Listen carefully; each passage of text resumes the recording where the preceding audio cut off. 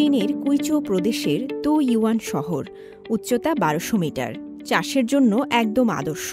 এখানে জন্ম নিচ্ছে বিখ্যাত তো ইউন মাওচিয়ান, যা দেশের অন্যতম শীর্ষ চা। কিন্তু এখানকার সাফল্য শুধু চায়ে থেমে নেই। ঐতিহ্যগত হস্তশিল্প, ই কমার্স এবং পর্যটনকে একত্র করে শহরটি সৃষ্টি করেছে অর্থনৈতিক ও সাংস্কৃতিক পুনর্জাগরণ।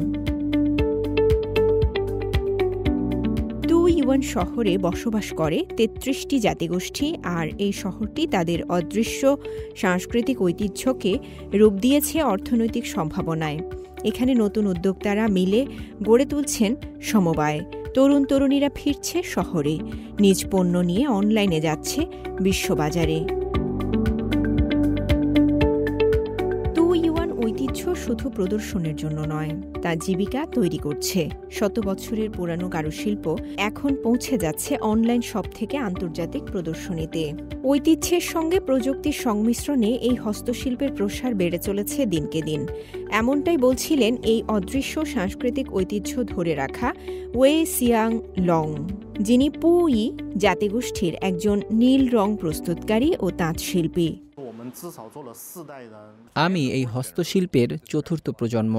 যখন আমি এই ঐতিহ্য উত্তরাধিকার সূত্রে পাই, তখন আমি প্রাচীন কৌশলগুলোর সঙ্গে আধুনিক নকশা, আধুনিক পোশাক ও এমন সব অ্যাক্সেসরিজের সংমিশ্রণ ঘটাই যেগুলো আজকের ক্রেতাদের পছন্দ।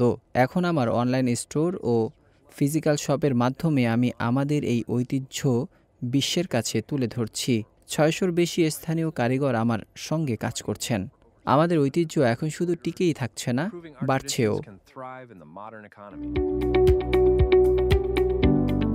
চা এবং কারুশিল্পের সঙ্গে যোগ হয়েছে শিল্পায়ন। তো ইউনে গড়ে উঠছে হালকা শিল্প কারখানা, উন্নত হচ্ছে স্বাস্থ্য ও শিক্ষা, যা নিয়ে আসছে স্থায়ী কর্মসংস্থান।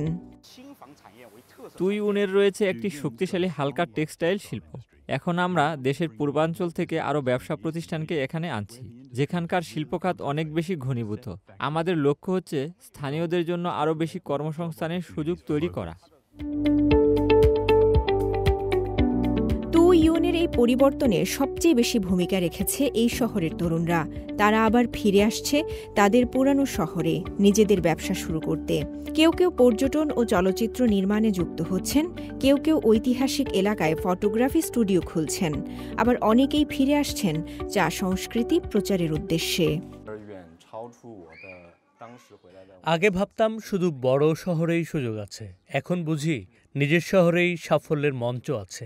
আমরা শুধু ইতিহাস নয়, জীবন্ত সংস্কৃতি দেখাচ্ছি। সেটাই তুয়ুনকে অন্যদের থেকে আলাদা করে। তো ইউন শহরের উদাহরণ প্রমাণ করে সাংস্কৃতিক ঐতিহ্য শুধু অতীতের নয়, তা বর্তমানের সম্ভাবনাও। এখানকার মানুষ দেখিয়ে দিচ্ছে কিভাবে শিকড়ে ফিরে গড়ে তোলা যায় ভবিষ্যতের শহর। রওজে জাবিদ ঐশী, সিএমজি বাংলা।